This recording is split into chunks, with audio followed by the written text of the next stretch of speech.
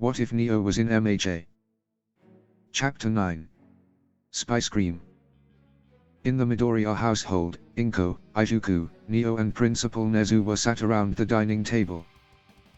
"You seem to be doing well, Mr. Midoriya," Nezu said. "I guess so," Deku said. "Cut the small talk. How could you have let villains break school grounds? And how could your staff allow them to debilitate my son?" Inko asked. "Complacency. In the years UA has become the top school for future heroes, there has never been an attack on it. We were confident no one would ever attack the school. We didn't foresee this coming. We didn't think anyone would break into UA to steal a class schedule to plan an attack on All Might," Nezu said. "Even if it's a crazy idea to attack the number one hero, that doesn't excuse your lack of foresight," Inko said.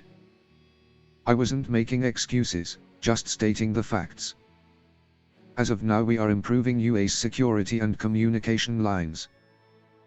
We will not have an attack like this ever again on UA's grounds," Nezu said. "You better hope so," Inko said. "Now let's move on to the other subject matter. Izuku Midoriya. Do you plan to stay at UA?" Nezu asked. "I do," Izuku said. "Izuku," Inko yelled. "Mom. What happened to me doesn't solely lay on UA. It was my decision to run in to save All Might. And I would do it again in a heartbeat. I still want to be a hero, that hasn't changed, and UA is the best hero school in the country, if I'm going to get strong enough so nothing like this ever happens again. I need to go to UA," Izuku said. "Izuku," Inko said. "If you do not wish for me to attend UA then I won't. I'll just go to another school for heroes. A hero is all I've ever wanted to be," Izuku said. Inko sighed. "On one condition. If there is even a small attack, I want you out of UA," Inko said. "Okay," Izuku said. "Glad to see you will be remaining at UA. Moving on, the UA Sports Festival will be happening in 1 week. You and Miss Vanille may home and recover or return to UA," Nezu said. "The Sports Festival. Is it okay to hold it shortly after such an attack?" Inko asked. "We are using the Sports Festival to show the villains that their attack hasn't affected UA. But also cancelling the Sports Festival would also negatively affect their future careers of our students, as pro heroes also use the Sports Festival to scout new heroes," Nezu said. "I see," Inko said. "And with that our talk is over, I shall take me leave," Nezu said. Nezu then left. The next day, Izuku and Neo were relaxing and having some fun. They were just about to have another round of fun when the doorbell rang. Neo was miffed at being interrupted. Izuku got up and went to the door. He opened the door to see Cinder. "Cinder? What are you doing here?" Izuku asked. Neo quickly got up. "I'm here to check up on you for the rest of the class." "I'm glad to hear you will be remaining at UA," Cinder said. "So am I. I didn't think I'd be able to convince my mom," Izuku said. "Well, you did lose an arm and almost an eye. She's obviously worried about you." "Must be nice," Cinder said. "What was that last part?" Deku asked. "Nothing. Oh, hey trivia," Cinder said. Neo signed. "She say hello and asks what you have with you," Izuku translated. "Well, you two don't want to fall behind, right? I've brought the material our class has gone over and I'm going to help you two keep up with our class until you return," Cinder said. "Thank you, Cinder. Please come in." "Do you want tea or coffee?" Izuku said. "Coffee please," Cinder said. "Coming right up," Izuku said. Izuku then went to the kitchen. Neo stared daggers at Cinder. "Oh, don't give me that look. I'm not here to cause any trouble. I like him after all," Cinder said. Neo continued to stare. "What happened to him was his own fault, you know that.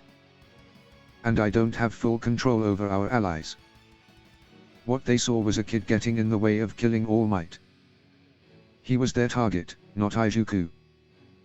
and telling them not to harm Izuku would indirectly bring him into our circle, and you don't want that, do you? Cinder said. Neo pouted. Don't look so sad. I have a gift that'll make him crazy for you, Cinder said. Neo gave Cinder a puzzled look. Cinder then pulled out a bag. In this bag is a set of lingerie, for you. I'm already wearing mine, Cinder said, lifting her shirt and pulling on her shirt to show Neo. Neo glared at Cinder. Cinder then got up close and whispered. If you're a good girl, I won't spill that you're working with the villains, and you'll have your own little spot in the new world, my master will create, Cinder whispered. Oh, Cinder. You can understand, Neo? Deku asked, coming back. Only a little. I can't communicate with her like you do. I get a general idea of what she's expressing, not full sentences, Cinder said. I see. What were you two talking about? Izuku asked. Oh, you know.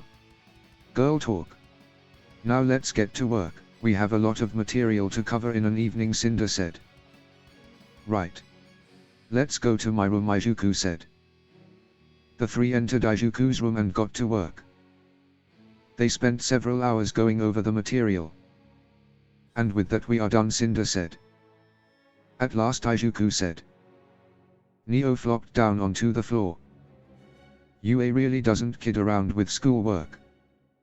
All this work in one day. How on earth are you supposed to catch up if you fall even further behind, Cinder said. Izuku stood up and stretched. But it's to be expected from the top school in the country. But that's enough thinking about school, now it's time to kick back and relax, Izuku said. Izuku then flopped onto his bed. Cinder and Neo looked at each other. Neo then got up and excused herself. Hey Cinder, it's getting kind of late. Shouldn't you call your parents? Izuku asked. I don't have parents, Cinder said. Oh, sorry, Izuku said. It's fine. I never actually knew them. I grew up in an orphanage until I was adopted. But that didn't end my suffering, in fact it increased it, Cinder said. What do you mean? Izuku asked. Cinder moved to sit next to Izuku. My stepmother forced me to work at her hotel. She put a shock collar on my neck so I could disobey her or run away. Her two daughters were just like her. They'd make a mess and then blame me for it, to which their mother punished me, Cinder said. That's awful. But how were you allowed to go to UA? Izuku asked. One day, a hero named Rhodes came to the hotel. He saw how they were treating me and decided to help me. Now there wasn't much he could do regarding getting me out of there, my stepmother had people in the right places, if you understand. But what he could do was train me, improve my quirk. And once I was ready, he would help me escape and into UA, where they couldn't touch me. But that never happened. On a night like any other there was a fire at the hotel, Cinder said. A fire? How did you survive? Was it your quirk? Izuku asked. Nope. It was just good luck. Remember how I said my stepmother had people in high places, they weren't just heroes. She must have pissed off the wrong person, because there were deep wounds in her and my stepsisters burnt corpses. It was concluded that the assassin set fire to the hotel after killing them. I managed to survive the whole thing, but I slept in the basement, but I didn't escape unscathed.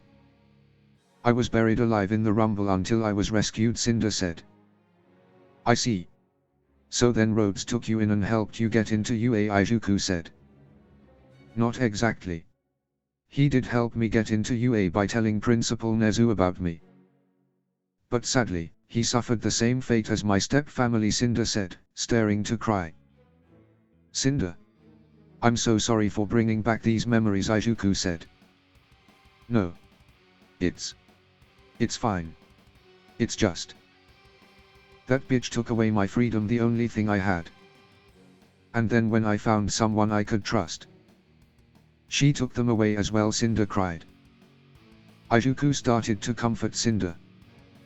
Cinder cried into Izuku's chest for a while, before calming down. Sorry for trauma dumping on you, Cinder said. it's okay. If you need someone to talk to, I'm always available to listen. Just like I do with Neo. She went through some things as well, Izuku said. Did she? Cinder asked. She did. But I'm not going to tell you what happened to her, Izuku said. Of course not. I don't expect you to do such a thing. I can see why she likes you so much. And it's why I like you, Cinder said. Ha, Izuku said. Cinder then kissed Izuku on the lips and pushed him down on the bed. Pulling back, Cinder sat on Izuku's crotch. Cinder. What are you doing? Izuku said. Shush. I know. We talked about it, didn't we, Neo? Cinder asked. Izuku looked to see Neo in a sexy set of lingerie. Neo, Izuku questioned. Remember when I said we were having a girl talk? Well, this is what we were talking about, Cinder said. Izuku looked back to her to also see her in a set of sexy lingerie. But why? Izuku asked. Because I like you, silly. I said so, Cinder said. That doesn't, Izuku said. Cinder put her finger on Izuku's lips. Shush, Izuku. Everything is okay. Just lay back and enjoy having the two hottest girl in class take care of you, Cinder said. But Izuku said. Izuku was interrupted again, but not by Cinder. Something soft and plumpy was now on Izuku's face, and that thing happened to be Neo. Seems like you're the only one who can get him to shut up, Neo. Hey, by the way, when does your mom get home? Cinder asked. Neo lifted off Izuku's face to let him answer. She won't be back until tomorrow. She wanted to give me and Neo some time alone, Izuku said. Perfect. Now we don't have to be quiet. And that's good because I like to rough, and I think the both of you two do as well. Neo, Cinder said. Neo then slammed back down onto Izuku's face. Izuku's room was then filled with loud noises. Several hours later the room was now quiet and the three were laying in Izuku's bed. Izuku was fast asleep while Cinder and Neo were awake. See, it wasn't so bad, was it? And Izuku really enjoyed himself. I didn't know he had it in him, Cinder said. Neo glared and Cinder. Cool off before you melt, little ice cream. Remember, keep up this deal and I'll guarantee you to your own little retreat, Cinder said. Neo continued to glare. And I'll do my best to keep him safe, but no guarantees, Cinder said. Neo huffed and went to sleep. You'll come around eventually, Cinder said. Cinder then went to sleep as well. End of chapter 9.